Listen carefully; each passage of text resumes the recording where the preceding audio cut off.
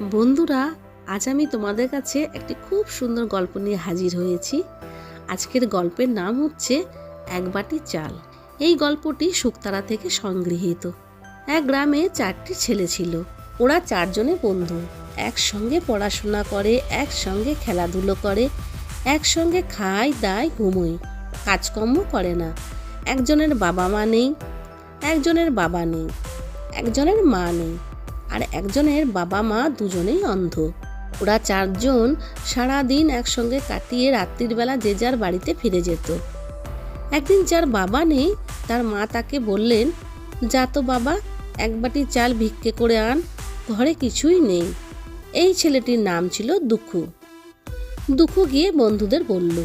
তারা বললে, সে কি কথা, এক বাটি চাল এক্ষুনি এনে দিচ্ছি। যার মা নেই সে গিয়ে বাবার কাছে এক বাটি চাল চাইল। বাবা বললেন, তুমি নিজে রোজগার করো কি আমার কাছে যে অন্যের জন্য চাল ভিক্ষে করতে এসেছো? এই ছেলেটার নাম টুকু। ওর বাবা ব্যবসায়ী, পাড়ায় তার মন্দ লোক বলে খুব নিন্দে, একে কিপটে, তাই জোচ্চোর। টুকু বন্ধুদের গিয়ে বললে তার বাবা কি বলেছেন। তখন যার বাবা মা অন্ধ সে বললে, আমি নিয়ে আসছি, আমার মা বাবা তো দেখতে পাবেন না, আমি ভাড়ার থেকে এক বাটি চাল এনে দিলে কেউ জানতেও পারবে না। কিন্তু একটু বাদে সেও খালি হাতে মাথাটি নিচু করে ফিরে এলো। ওর মা বাবা চোখে না দেখলেও কানে শুনে সব টের পান।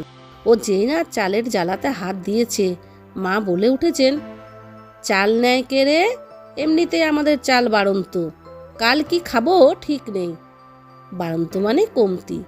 সেই কথা শুনে ছেলে ফিরে এসেছে, চাল আনেনি। এই ছেলেটির নাম সুকু। আর যার বাবা মা কেউ নেই, সে নিজেই একটু আধটু সংসার করে।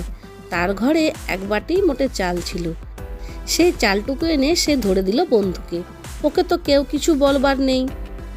এই বন্ধুর নাম রুকু। রুকুর দেওয়া এক বাটি চাল নিয়ে দুঃখু বাড়িতে গেল তার মাকে দেবে বলে। চাল পেয়ে খুশি হয়ে মা বললেন, আহা, কে তোকে চাল দিলে রে? আমি আশীর্বাদ করছি তার বাটির চাল যেন কখনো না ফুরোয়। দুঃখুর মা যে এই কথাটা মুখ দিয়ে উচ্চারণ করেছেন, অমনি হলো কি, রুকুর হাতের শূন্য চালের বাটিটা ধপ ধপে সাদা সরু চালে ভর্তি হয়ে গেল। রুকু তো অবাক, এ কি ম্যাজিক নাকি?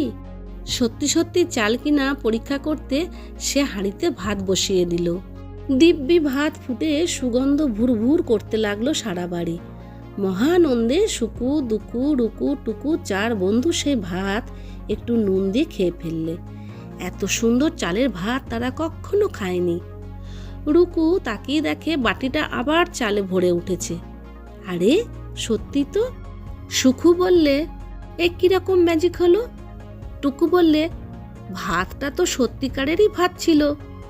তখন দুঃখু বললে, আমার মা চাল পেয়ে আশীর্বাদ করেছিলেন, এই চালটুকু যে দিয়েছে তার বাটির চাল যেন কোনো দিনও না ফুরোয়।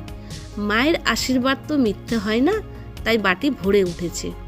দুঃখুর কথাটি শুনে রুকু, সুকু, টুকু খুব অবাক হয়ে গেল বটে, কিন্তু তারা বুঝতে পারলো ব্যাপারটা ম্যাজিক নয়, মায়ের আশীর্বাদ।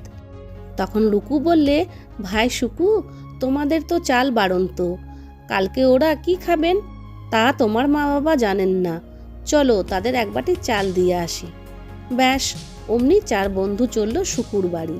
চাল পেয়ে সুকুর অন্ধ মা বাবার আনন্দ আর ধরে না। তারাও 2 হাত তুলে 4 বন্ধুকে আশীর্বাদ করলেন, তোমাদের বন্ধুত্ব চিরদিনই এমনিই থাকুক। টুকুর বণিক বাবাটি একটু কুটিল প্রকৃতির।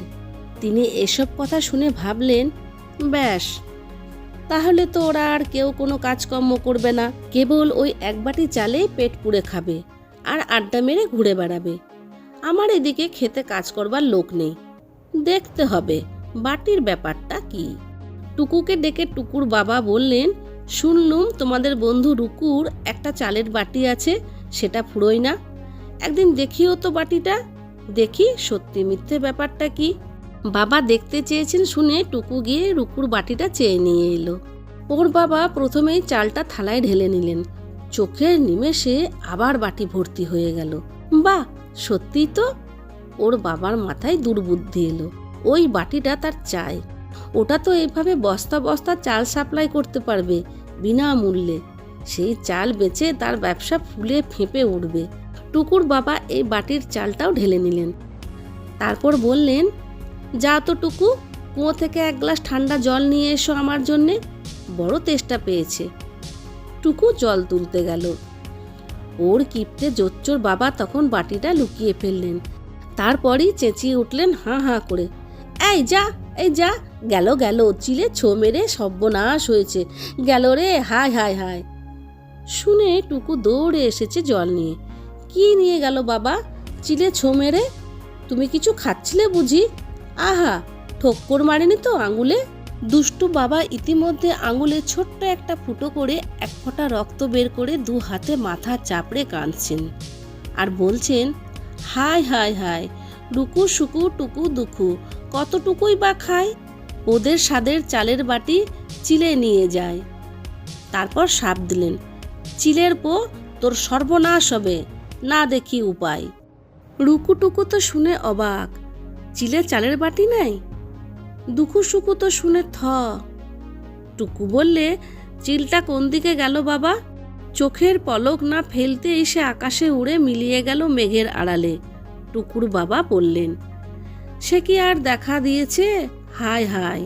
টুকুর বাবার কথা শুনে বিরক্ত হলেও রুকু বলল, ঠিক আছে, কপালে থাকলে আবার পাবো, না থাকলে চলেই গেছে। আগেও তো ছিল না, মায়ের আশীর্বাদে এসেছিল। আমরা খেটে খুঁটে এবার অন্ন জোগাড় করব। আমরা 4 বন্ধু যতদিন একসঙ্গে আছি আমাদের কোনো অভাব হবে না। এদিকে টুকুর বাবার চালের ব্যবসা খুব ফুলে ফেঁপে উঠল। টুকু রুকু সুকু দুখুকে তিনি প্রায়ই দিনমজুরি দিয়ে বস্তা বস্তা চাল জাহাজে পাঠান। ধনী হয়ে পুরনো বাড়িটা ছেড়ে টুকুর বাবা নতুন বাড়িতে উঠে গেলেন আর নতুন একজন বউকে বিয়ে করলেন। সেই বউ এসে গিন্নি হলেন। টুকুকে তিনি থাকতে দিলেন নিচের তলায় ঘুপচি ঘরে, যেখানে একজনেরও বিছানা পড়ে না। 4 বন্ধুকে আঁটবেই না কখনো। ঘর দেখে টুকু বললে, আমি চললুম। টুকু গিয়ে রুকুর বাড়িতে রইল। রুকুর বাড়িতে রুকুর মা নেই, বাবা নেই, রুকু একলাটি। টুকুর বাবার কাছে এখন দিনমজুরি খাটে গ্রামের অনেক মানুষ। রুকু বললে, আমাদের তো আর তেমন দরকার নেই তোর বাবার, চল আমরা এবার অন্য কোনো শহরে গিয়ে কাজকর্ম খুঁজি। কিন্তু খাবো কি? টুকুর বাবা তো রোজ ভাত খাওয়ান তাদের। খেতে বসে সেদিন হঠাৎ রুকুর মনে হলো ভাতের সুগন্ধটা যেন চেনা চেনা, এতদিন খেয়াল হয়নি। রুকু বললে সুকুকে, সুকু বললে দুকুকে, দুখু বললে টুকুকে। টুকুও খাবার সময় খেয়াল করে দেখলে, তাই তো, চেনা গন্ধই তো বটে। তবে কি বাটিটা বাবার কাছে? কোত্থেকে আসছে এত সুগন্ধি চাল? তবে কি রুকুর সেই বাটির কল্যাণে এত বাড়বাড়ন্ত বাবার ব্যবসার? টুকু বললে, ব্যাপারটা কি ধরতে হবে, অসম্ভব নয়। রুকুর খুব বুদ্ধি। সে বললে টুকুকে, দাঁড়াও, আগে কিছু বলো না, আমি একটা বুদ্ধি করি।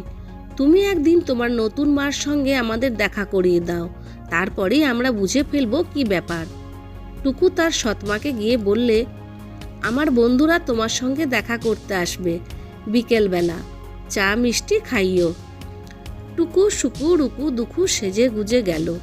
চা মিষ্টি নিয়ে সৎমা এলো। দুখু বলছে, জানো, আমাদের বাড়িতে একটা ঘটি ছিল যার সর্ষের তেল কখনো ফুরোয় না, কিন্তু মা মাজতে গিয়ে ঘটিটা ভেঙে ফেললেন বলেই আমাদের এত কষ্ট। শুনে টুকুর নতুন মা বললে, আহারে, আজ ওটা থাকলে কত সুবিধা হতো, কি সুন্দর তেলের ব্যবসা করা যেত। সুকু বললে, আমার মামার বাড়িতে একটা কৌটো ছিল, তাতে সর্বদা একটাই মোহর থাকতো, যতবার ওটা তুলে নেবে ততবারই আরেকটা মোহর কৌটোয় ফিরে আসে। দেশভাগ হবার সময়ে কৌটোটা হারিয়ে গেছে। শুনে হাই হাই করে টুকুর মা বললে, অত মূল্যবান কৌটো ওরা একটু যত্ন করে রাখলেন না, হারিয়ে ফেললেন। ইস, যত ইচ্ছে মোহর পাওয়া যেত কৌটোটা থেকে, কি মজা। টুকু বলে উঠল, দূর দূর, যত বাজে কথা, তুমি ওসব বিশ্বাস করো না তো নতুন মা, তোমার কাছে ওরা চাল মারছে, এমন কখনো হয় নাকি? তেলের ঘটির তেল ফুরোয় না, মোহরের কোটোয় মোহর ফুরোয় না, এসব অসম্ভব গল্প তুমি কানেই তুলো না। তখন নতুন মা বলে উঠল, তা কেন হবে না? তোমার বাবারই তো একটা বাটি আছে, যার চাল কখনো ফুরোয় না। যতবার ঢেলে নেবে ততবার ভরে ওঠে। সারা রাত বসে তোমার বাবা আর আমি তো কেবল ওটাই করি, চাল ঢালি আর বস্তা ভরি। তাই নাকি, তাই নাকি? একসঙ্গে 4 বন্ধুতে বলে ওঠে। তাই নাকি? তাই কখনো হয়? টুকু বলে। বাবার অমন বাটি থাকলে আমি কি জানতুম না? এটা তুমি কি বলছো নতুন মা? এটা সত্যি কথা নয়, একেবারে মিথ্যা কথা। তখন রুকু বললে, শোনো শোনো, তোমরা তর্ক করো না, বরং বাটিটা একদিন আমরা চোখে দেখি না কেন?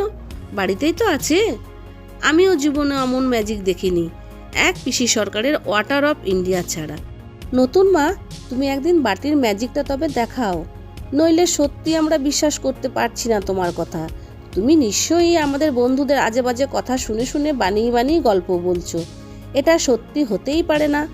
চালের বাটি কখনো ঢাললেই ভরে ওঠে নাকি? বাপের জন্মে কেউ শোনেনি এমন কথা। বেশ, দাঁড়া তবে, দেখাচ্ছি তোদের আমার কথা সত্যি না মিথ্যে। এই বলে রাগে গড়গড় করে নতুন বউ গিয়ে বাটিটা নিয়ে এলো। যেই না আনা, অমনি টুকু ছোঁ মেরে বাটিটা তুলে নিয়ে বলল, চিলে মারে ছোঁ, পুটলি বেঁধে থো, যার বাটি তার কাছে যা, চোর ছাঁচড়ে কাঁচকলা খা। নতুন বউ কিছু বুঝে উঠবার আগেই 4 বন্ধু চলে গেল চালের বাটিটা ফেরত নিয়ে। চলে গেল মানে সেই রাজ্য ছেড়েই চলে গেল দূরের অন্য দেশে, নতুন কাজের সন্ধানে। এখন তাদের কাজকর্ম করার অভ্যেস হয়ে গিয়েছে, যেখানেই থাক খেটে খাবে, আর ভাতের তো ভাবনা নেই। 4 বন্ধু একসাথ, ভালোবাসলেই বাজিমাত। বন্ধুরা, গল্পটি তোমাদের কেমন লাগলো তা অবশ্যই কমেন্ট করে জানিও প্লিজ। আর যারা নতুন বন্ধু তারা চ্যানেলটি সাবস্ক্রাইব করে আমাদের সঙ্গে থেকো। ঈশ্বরের আশীর্বাদে সকলে খুব ভালো থেকো, সুস্থ থেকো, আনন্দে থেকো, এই শুভকামনা নিয়ে আজকে এখানেই শেষ করছি। বাই।